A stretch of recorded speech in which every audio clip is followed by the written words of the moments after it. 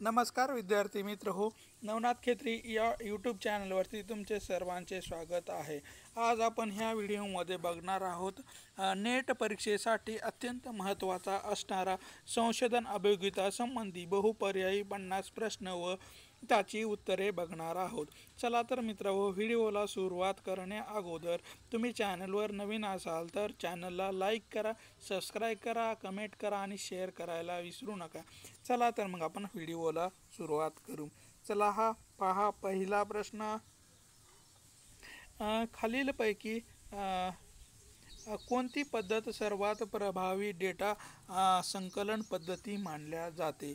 तर याचं योग्य उत्तर आहे 2 नंबर, प्रत्यक्ष प्रेक्षण करणे ही सर्वात प्रभावी डेटा संकलनाची पद्धती आहे।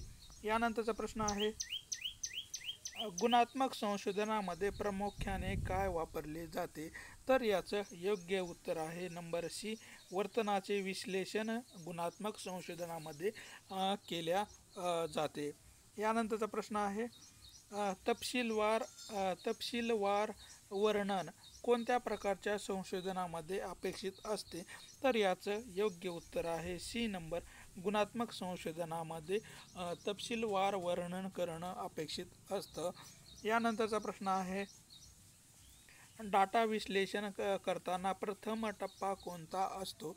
तर ह्याचे योग्य उत्तर आहे नंबर सी, सगळ्यात अगोदर वर्गीकरण करावे लागते। यानंतरचा प्रश्न आहे, कोणता घटक प्रयोगाच्या विश्वासार्हतेवर परिणाम करतो? तर याचं योग्य उत्तर आहे नंबर 2, नियंत्रणाचा अभाव हा प्रयोगामध्ये विश्वासार्हतेवर परिणाम करत असतो। यानंतरचा प्रश्न आहे, संशोधनातील प्रतिनिधिकता म्हणजे काय होय? तर याचं योग्य उत्तर आहे ब, संपूर्ण लोकसंख्येचे प्रतिनिधित्व म्हणजेच संशोधनातील प्रतिनिधिकता होय। यानंतरचा प्रश्न आहे, खालीलपैकी कोणती प्राथमिक डेटा संकलन पद्धती आहे? तर याचे योग्य उत्तर आहे नंबर 3 नंबर, प्रश्नावली ही प्राथमिक डेटा संकलन करण्याची पद्धती आहे। यानंतरचा प्रश्न आहे, उपपत्ती म्हणजे काय? तर याचं योग्य उत्तर आहे अ, सर्वसाधारणते विशेष असं होय। यानंतरचा प्रश्न आहे, खालीलपैकी कोणता डेटा प्रकार द्वंद्वात्मक आहे? तर याचं योग्य उत्तर आहे सी नंबर, द्वितीय म्हणजेच बायनरी हे होय। यानंतरचा प्रश्न आहे, संशोधनात पूर्वाग्रह टाळण्यासाठी काय आवश्यक असते? तर याचं योग्य उत्तर आहे ब, तटस्थता संशोधनामध्ये असणं आवश्यक असते। यानंतरचा प्रश्न आहे, पुनरावृत्ती संशोधनात कोणत्या कारणासाठी केली जाते? तर याचं योग्य उत्तर आहे ब, सत्यता तपासण्यासाठी संशोधनामध्ये पुनरावृत्ती केल्या जाते। यानंतरचा प्रश्न आहे, गुणात्मक संशोधनात मुख्यतः कोणत्या प्रकारच्या समस्येवर आधारित असतात? तर याचं योग्य उत्तर आहे ब, वर्तनासंबंधी समस्या असतात। यानंतरचा प्रश्न आहे, क्रिया संशोधन शैक्षणिक क्षेत्रात कशासाठी वापरले जाते? तर याचं योग्य उत्तर आहे ब, समस्या सोडविण्यासाठी क्रिया संशोधन हे शैक्षणिक क्षेत्रामध्ये वापरल्या जाते। यानंतरचा प्रश्न आहे, संशोधनात नमुना निवडणे कशासाठी आवश्यक असतो? तर याचं योग्य उत्तर आहे ब, संपूर्ण लोकसंख्या न घेता निष्कर्ष घेण्यासाठी नमुना निवड केली जाते। यानंतरचा प्रश्न आहे, कोणत्या प्रकारचा डेटा संख्यात्मक स्वरूपाचा असतो? तर याचं योग्य उत्तर आहे संख्या। यानंतरचा प्रश्न आहे, नैतिक सहमती संशोधनात का आवश्यक असते? तर याचं योग्य उत्तर आहे, सहभागीची सहमती मिळवण्यासाठी नैतिक सहमती संशोधनामध्ये आवश्यक असते। यानंतरचा प्रश्न आहे, शोधप्रबंध कोणत्या स्वरूपाचा असतो? तर याचं योग्य उत्तर आहे सी, सखोल लेखन करणे म्हणजेच संशोधन प्रबंध होय। यानंतरचा प्रश्न आहे, प्रयोगामध्ये बाह्य चल काय करते? तर याचं योग्य उत्तर आहे 2 नंबर, निष्कर्षावर प्रतिकूल परिणाम करत असते. यानंतरचा प्रश्न आहे वर्णनात्मक संशोधनाचा उपयोग कशासाठी होतो? तर याचं योग्य उत्तर आहे सी, वस्तुस्थितीचे वर्णन करण्यासाठी वर्णनात्मक संशोधन पद्धतीचा उपयोग केला जातो. यानंतरचा प्रश्न आहे संशोधन प्रक्रियेत साहित्य समीक्षाचे महत्त्व काय आहे? तर याचं योग्य उत्तर आहे डी, वरील सर्व. म्हणजेच वेळ वाचतो, पुनरावृत्ती टाळता येते, पूर्वज्ञान मिळते. या सर्व प्रक्रियेमुळे समीक्षा साहित्याची करणे आवश्यक असते. यानंतरचा प्रश्न आहे पायलट स्टडी म्हणजे काय? तर याचं योग्य उत्तर आहे प्राथमिक अभ्यास करणे म्हणजेच पायलट स्टडी होय. यानंतरचा प्रश्न आहे संशोधन प्रस्ताव सादर करताना कोणत्या बाबी आवश्यक असतात? तर याचं योग्य उत्तर आहे ब, खर्च तपशील ही बाब आवश्यक असते. यानंतरचा प्रश्न आहे तपासणीतून संशोधन कोणत्या समस्येवर केंद्रित असते? तर याचं योग्य उत्तर आहे विद्यमान समस्या सोडवण्यासाठी तपासणी उत्तर संशोधन करणं आवश्यक असतं. यानंतरचा प्रश्न आहे मुलाखत ही कोणती डेटा संकलन पद्धती आहे? तर याचं योग्य उत्तर आहे सी नंबर, प्राथमिक डेटा गोळा करण्यासाठी मुलाखत ही वापरल्या जाते. यानंतरचा प्रश्न आहे कोणत्या घटकावर संशोधनाचा दर्जा अवलंबून असतो? तर याचं योग्य उत्तर आहे वापरलेली पद्धती कोणती आहे यावर संशोधनाचा दर्जा ठरवता येतो. यानंतरचा प्रश्न आहे डेटा विश्लेषणानंतर कोणता टप्पा येतो? तर याचं योग्य उत्तर आहे निष्कर्ष व शिफारसी करणे हे डेटा विश्लेषणानंतरचा प्रकार आहे. यानंतरचा प्रश्न आहे खालीलपैकी कोणती संशोधन पद्धती आकडे मोडावर आधारित असते? तर याचं योग्य उत्तर आहे परिणामात्मक संशोधन पद्धती ही आकडेमोडावर आधारित संशोधन पद्धती आहे. यानंतरचा प्रश्न आहे कोणत्या संशोधनात समस्या सोडवून घेणे हे प्राथमिक उद्दिष्टे असते? तर याचं योग्य उत्तर आहे शोधक संशोधनामध्ये समस्या समजून घेऊन ती सोडवण्याचं प्राथमिक उद्दिष्टे असतं. यानंतरचा प्रश्न आहे सामूहिक मुलाखत कोणत्या पद्धतीचे उदाहरण आहे?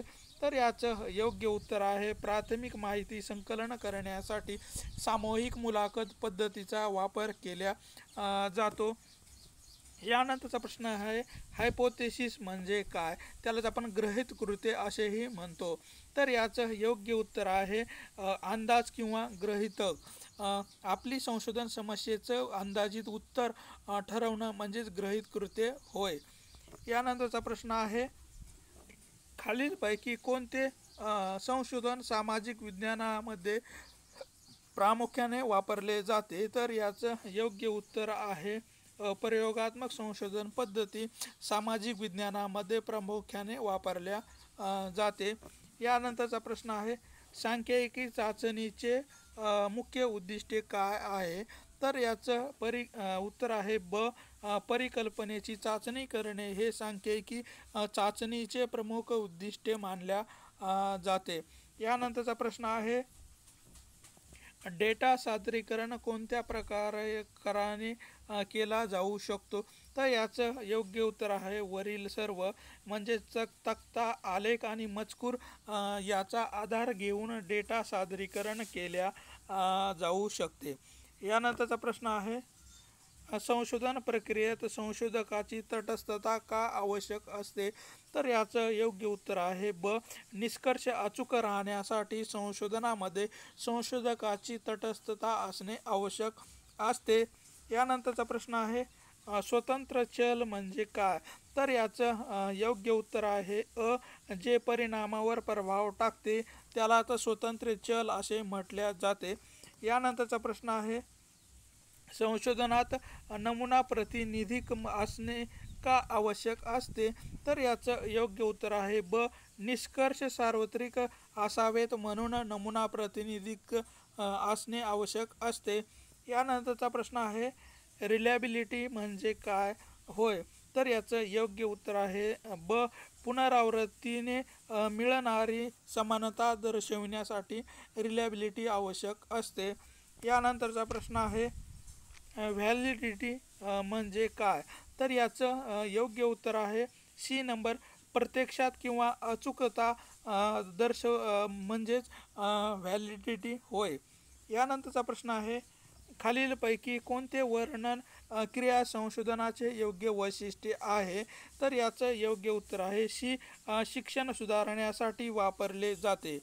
यानंतरचा प्रश्न आहे संशोधनात मुलाखत घेताना संशोधकाने कोणते कौशल्य महत्त्वाचे असतात, तर याचे योग्य उत्तर आहे 2 नंबर. बोलण्याची शैली व आणि ऐकण्याची क्षमता हे कौशल्य मुलाखत घेताना आवश्यक असतात. यानंतरचा प्रश्न आहे संशोधनात फोकस ग्रुप म्हणजे काय, तर याचं योग्य उत्तर आहे ब. निवडक व्यक्तीचा गट विशिष्ट विषयावर चर्चा करणारा असतो, त्यालाच फोकस ग्रुप असे म्हटले जाते. यानंतर आहे प्रायोगिक गट म्हणजे काय, तर याचं योग्य उत्तर आहे ब. गट ज्यावर हस्तक्षेप केला जातो त्यालाच प्रायोगिक गट असे म्हटले जाते. यानंतरचा प्रश्न आहे निष्कर्ष हे संशोधन प्रक्रियेत कधी येतात, तर याचं योग्य उत्तर आहे सगळ्यात शेवटी निष्कर्ष मांडल्या जातात. यानंतरचा प्रश्न आहे खालीलपैकी कोणती द्वितीय माहिती संकलनाची पद्धती आहे, तर यामध्ये पुस्तकाचे पुनरावलोकन ही द्वितीय माहिती संकलनाची पद्धती आहे. यानंतरचा प्रश्न आहे प्रश्नावली तयार करताना प्रश्न कसे असावे, तर याचं योग्य उत्तर आहे स्पष्ट आणि मुद्देसूद प्रश्नावलीमध्ये असणे आवश्यक आहे. यानंतरचा प्रश्न आहे संशोधन अहवाल लिहिताना परिशिष्टामध्ये काय दिले जाते, तर याचं योग्य उत्तर आहे उपयुक्त पूरक माहिती परिशिष्टामध्ये दिल्या जाते.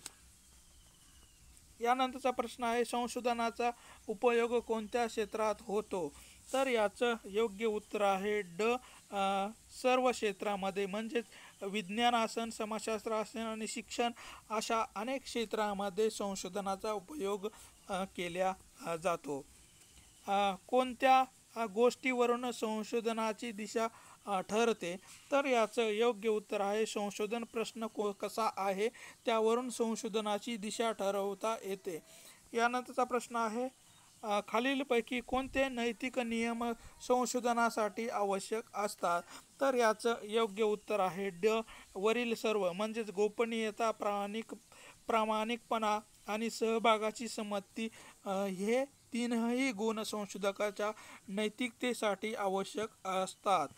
यानंतरचा प्रश्न आहे संशोधन प्रक्रिया पूर्ण झाल्यावर काय करावे, तर याचं योग्य उत्तर आहे निष्कर्ष सादर करावा व प्रसिद्ध करावा.